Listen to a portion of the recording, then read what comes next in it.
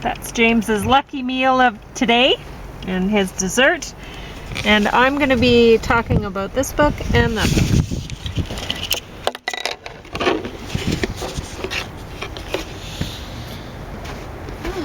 So, I brought my big gloves out today because although it's not that cold, but it's kind of breezy. Yeah, it is breezy, so it's cool. So, I started reading this one, The Saint, and it has that little guy with the halo. So so that's like the TV from show. the movie, yeah. So Well, there's a movie of it too. Okay. Oh, I don't know. Okay. Anyway, I thought it was movies, and I thought it was maybe Val Kilmer or something. It was redone. Oh my heavens! I'm not sure. Poor Val Kilmer. He always gets playing people who are handsome, way more. So he played Jim Morrison, did he? Yeah. And He's someone not very said handsome. once about that movie that's about the first Hollywood movie where the people who play the principal parts, i.e. Jim Morrison and Pam Corson, weren't as Meg Tilly, but weren't as good looking as the people they were playing. But honestly, I got only 14 pages into it, and I was like, that's enough. And I don't do that.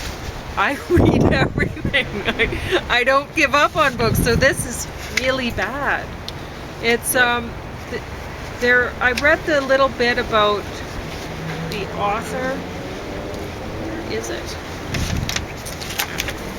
Anyway, I don't care. Anyway, it's really bad. So I noticed after that the last person who had it got to page 46. So that's their bookmark is still in here too. It's 46? That bad. But you got through it? No. Oh, you didn't? I got to page 14 and I was like, I don't think awful. so. So we'll see if I get back to it. Yeah. But sometimes you got to give a preliminary review. Yeah, this is the original, 1937, is when it was originally published. 1937. Well, that picture is of course, it's been reprinted. Yeah. We'll see when it was reprinted. Leslie Charteris. Anyway, doesn't matter. Okay, Sandra Brown, Smash Cut. So this one is the second Sandra Brown, you can put it wherever, novel that I've read. I enjoyed the novel. Sandra Brown writes smoothly. The villain was a bit much. Dog killer, rapist, murderer, and worst of all, a snooty entitled millionaire. Oh. The main character's fast love is also unbelievable and off-putting, to be frank. Still, the sex scenes, though not to my taste, are sexy. I've read 2 Sandra Brown novels now. Both contained romantic scenes. I put romantic in rabbit ears. Scenes where the men are in control and put the woman's hand on their erect penises. Gross. If a woman finds the penis attractive, surely they will find their own way there. Also, in both novels, the men do the finger thing inside of the woman's palm, like the rubbing, which that's fine. But honestly, in both books, these 2 things happen. So I'm like, Sandra Brown seems to be writing herself and her lover into main character positions. Honestly, like maybe figure out what other people like and write some other character love scenes because honestly, really, because the palm thing, it's not my thing, that's for sure. I don't get into that. So whatever. And definitely the hand, a man grabbing a woman's hand and putting that is so disgusting. That is so off-putting. Maybe he's just hoping that she's a virgin and just has no clue. No. It's here. I don't know. Here it is. This is. Oh wow! A man's anatomy is different than a woman's. Wow. Well, look at that. I don't know. Anyway. Different people like different things. I would write way better sex scenes and would write different characters better than Brown. Her characters are either flat or impossibly evil, and still flat. Still, I did enjoy reading both of the novels I've read by her recently and would read another. I'm going to give a spoiler alert here, so if you want to read this novel, don't just zip ahead a few seconds. I didn't see the roommate thing coming. That's all I had to say. So she did write a mystery in a way that I was like, oh, look at that. Little misdirection, yeah. So I guess Were you you can going go... to announce, or did you do that? Oh, already? I should, because I gave James the my vegan cheese whiz on celery sticks again. This time I put pomegranate arrows on just to make it look really snazzy. Awesome. Really attractive looking. That's why I took the potato off them. Yeah, and I say this is another lucky meal because it has a lot of gold and green. You're supposed to eat a lot of green things if you want money. Oh, And I imagine gold works the same way. But anyway, it's lucky. So the for New Year's, I had read that something about eating a grape every hour on the hour or whatever to make 12 wishes. And so what I did was I decided, well, there's 24 hours in New Year's. Hey. And so I do grapes? not recommend doing what I did. 24 grapes is too much? It was very tiring to... doing them every hour. Yes, because I had to stay up and do one every hour, right? And so I did fall asleep a few times and missed a few grapes. So I didn't get 24 wishes. Still. But... it's a lot better than the proverbial 3, huh? Yeah. So, but I did make a number of grape wishes. And I think I'm not a fan of grapes, so I think every time I eat grapes, I'm gonna make grape wishes, and that'll make the grapes better. Because honestly, every time I ate a grape, like I'd make my wish and I'd close my eyes and I'd bite into the grape, and it tasted good. It was way sweeter than the grapes are normally. I think. Gotta try that with every mouthful of kale. Yes. Yeah, cool. So, or if we have dandelion. Yeah. The dandelion detox in the spring. Yeah, so I forgot to mention yesterday when I gave you my recipe for the vegan cheese whiz, which is, I mean, I just call it that because it's cheesy flavored and I stick it on celery sticks, and that's what, I don't know, I mean, I wasn't from like an aristocratic background or anything like that, and that was a common side dish that occurred at holiday meals. Cheese whiz on celery sticks. And with our family I liked too. it. Yeah. And so, I mean, now I don't want to eat cheese whiz. So I much prefer this. So when I gave the recipe, I forgot to mention you have to put a little bit of cumin in there. And really not very much, only about as much as you would put salt. So just add a little bit and then add more until you get the right flavor. And you can put lots of nutritional yeast in if you want, but it's a little bit pricey, so you might not want to put a whole lot. And it's going to taste pretty cheesy. So may I say here? Yeah. You got the right flavor. Good. Awesome. So, better than cheese. And yeah. I love cheese. But I don't measure, so it might not be the right flavor next time. It might vary, but this particular batch, better than cheese. So anyway, it's really easy to make. It's very affordable. And one thing I noticed about the when I looked up what the lucky foods were for New Year's, they tend to be affordable. So there's... Well, that's lucky. That's right? lucky, In and of yeah. itself. So lentils, they're in the bell pepper with the other stuff. That's pretty affordable. I'll just lift the little cap here. Yeah, and there's some capers in there. Capers right on top. Which I just put that in so it'd be fancy. Well, it's James fancy. likes them. I like capers pretty well. Yeah. I mean, like if the capers filled the whole pepper there. That would be a bit much. Yeah. You know, I was thinking that for little kids, you could actually use these things for Halloween, like little pumpkin. Yeah, you could put a little face on there. Pumpkin heads. Yep. Pepper heads. Yeah. So anyway. At least with the orange one. And yeah, with stuffed peppers, it's a very easy treat to make for a holiday. It looks very fancy on a plate. Everyone will love it. Nice and colors. It's very easy to make a stuffed pepper. I mean, you can, the easiest stuffed pepper is to mix some salsa and some rice and some kind of legume. And Easy to shop maybe for. some cheese. Or you don't want cheese, then you could mix those things up, put it in the pepper, so the lentils cooked, so everything cooked.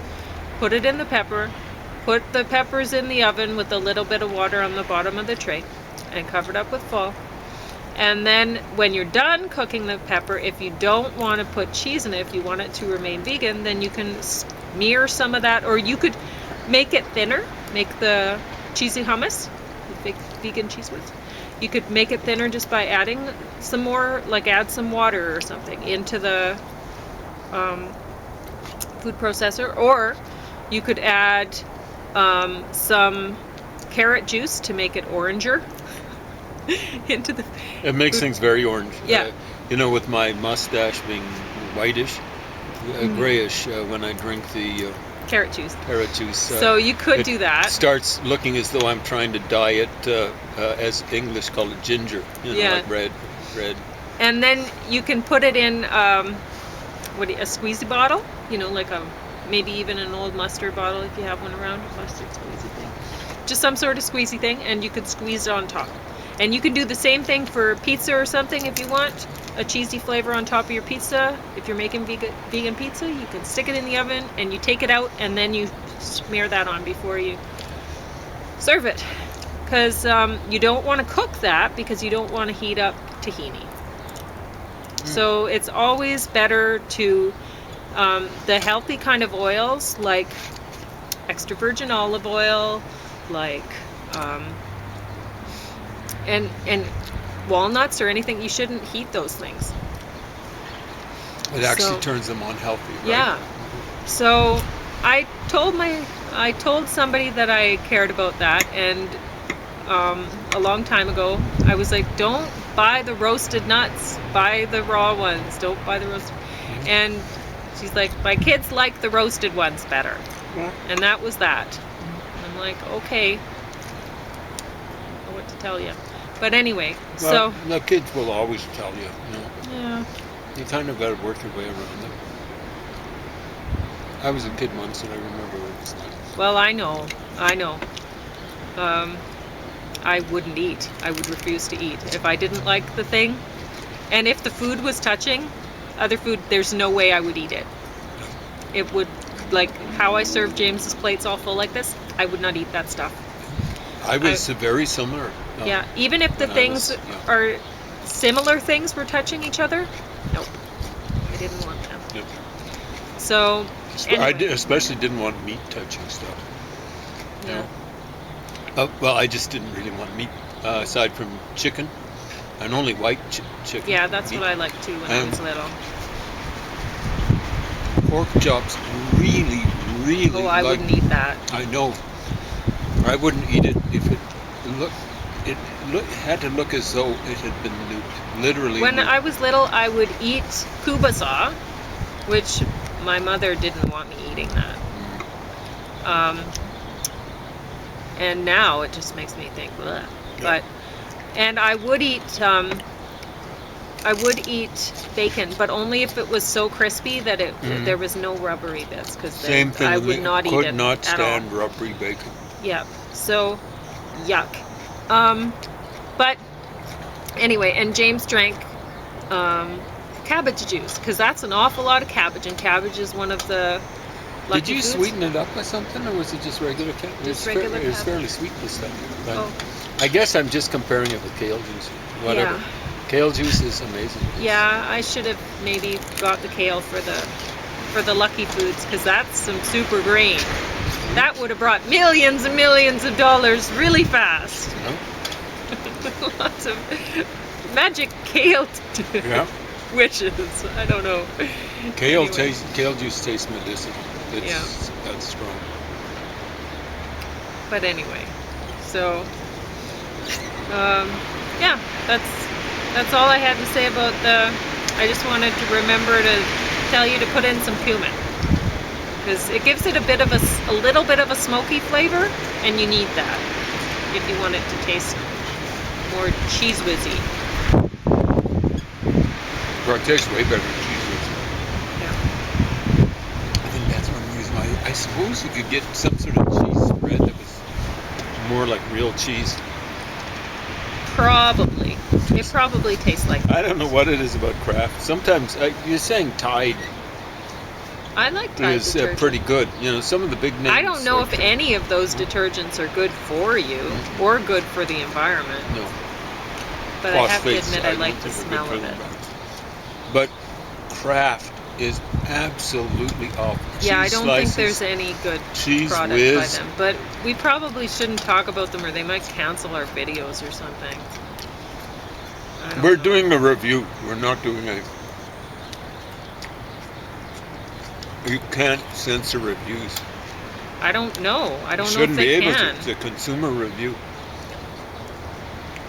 Anyway, I guess I'm doing that with the books.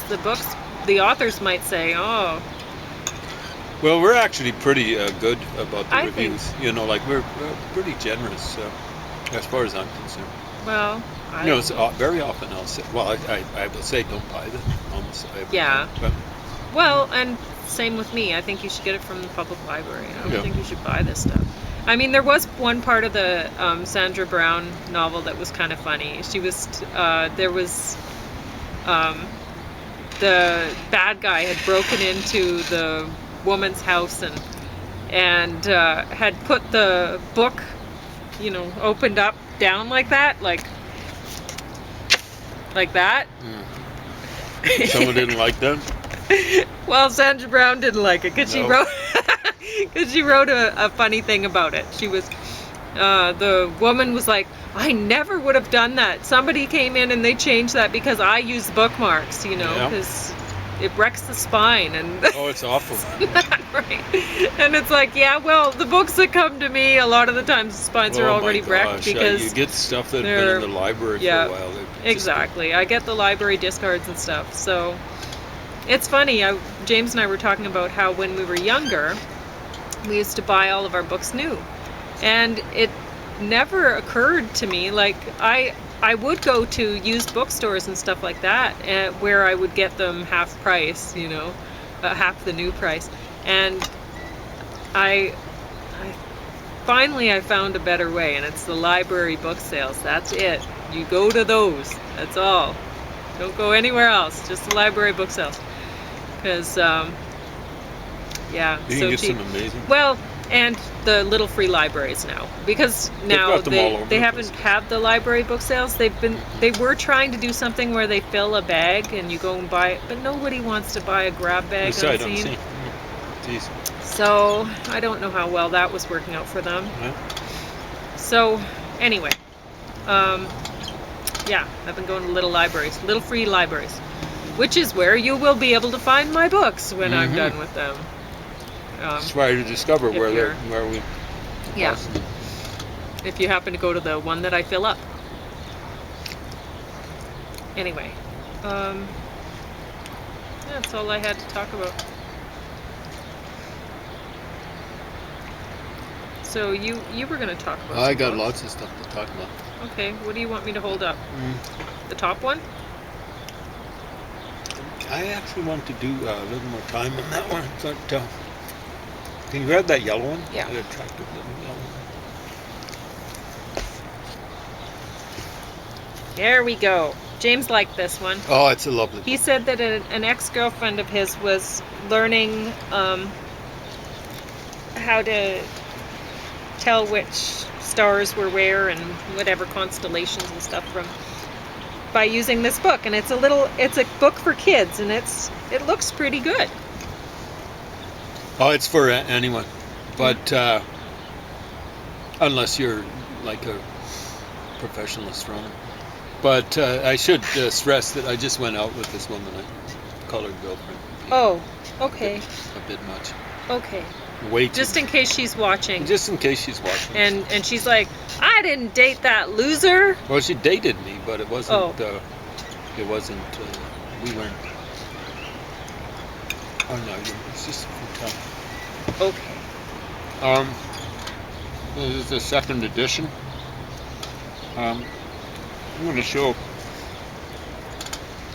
It comes highly recommended, and it could be for kids, it could be for grown-ups. I mean, this woman was very smart. I'm not so sure if she was smart as her younger brother. Her younger brother ended up doing something like physics at Cornell University, one of the Ivy League universities. And this has got some of the usual stick figures for constellations, but one of the things he did was just amazing. He read some of and what he did for the Great Bear, Ursa Major, is a classic. There it is, the Great Bear with the Big Dipper in it. Now I'll show you what the traditional conventional stick figure for it's a stick figure. See, that's not a stick. Where the Great Bear is, we'll deal with Donald. I haven't finished this. I'll give a preliminary view back. Donald H. Menzel. They put out a second edition. I've got a second edition. And let's see if I can find the stick figure for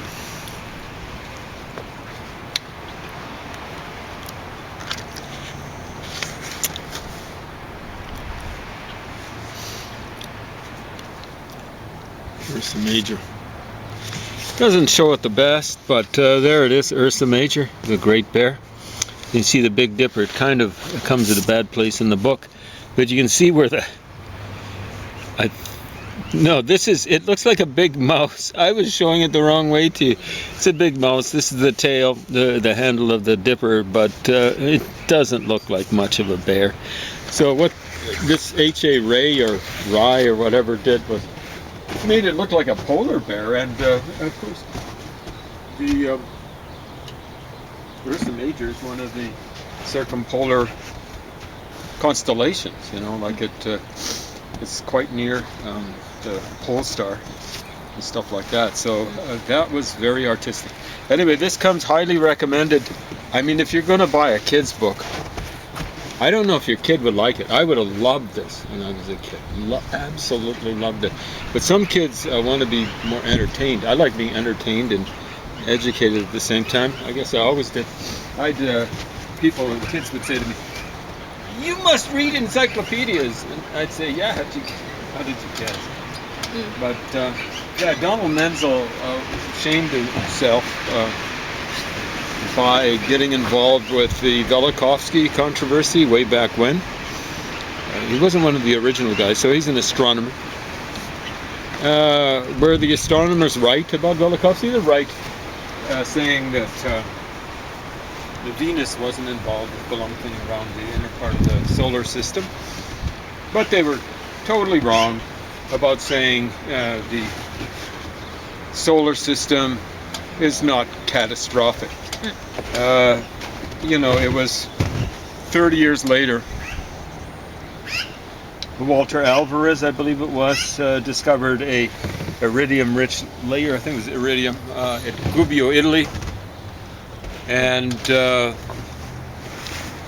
he said, "Geez, it was about as, I think, as we'll say, as thick as a dime is wide, but maybe it was more like a nickel or a quarter. I'm just going with a minimum, but they found it apparently this layer all around the world." And so, as a result of that, they say, "Oh, okay." They find Cretaceous, i.e., dinosaurs, underneath the Cretaceous deposits, and above it, tertiary deposits. That layer is an indication of catastrophism. So that's 30 years. Velikovsky published Worlds in Collision in 1930. 1950 rather, 30 years later, almost to the day I suppose, they're announcing, hey, you know, like the dinosaurs were wiped out by a meteorite or a comet.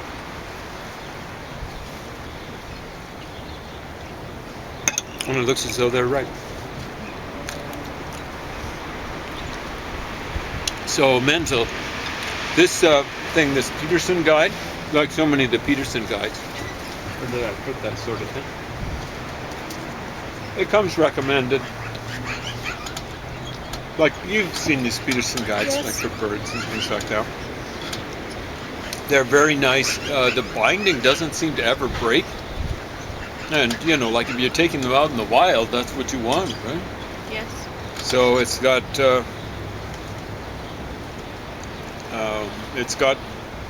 it's not just star maps and stuff like that. It's got photos of the moon, and with many of the features, Yes, that's many great. of the features labeled Mhm. Mare Serenitatis or something like that, serene sea or something like that. Lacus Mortis, dead lake. Mare Frigoris, which would be frigid sea or something like that. And then many Eudoxus, for example, a crater. Aristoteles, which would be Aristotle.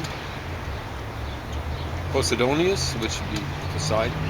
On and on. Strabo. There are a lot of the craters are named after scientists. Aristarchus,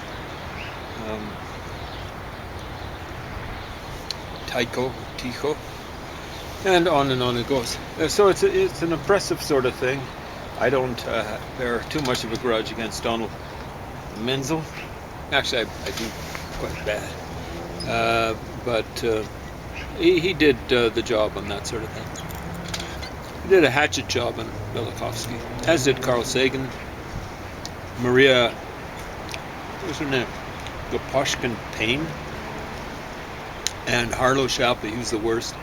He was apparently a commie. And one sociologist, supporter of Velikovsky, disciple of him, well, de Grazia, said, "Oh, Harlow Shapley couldn't help it. He'd been called up in front of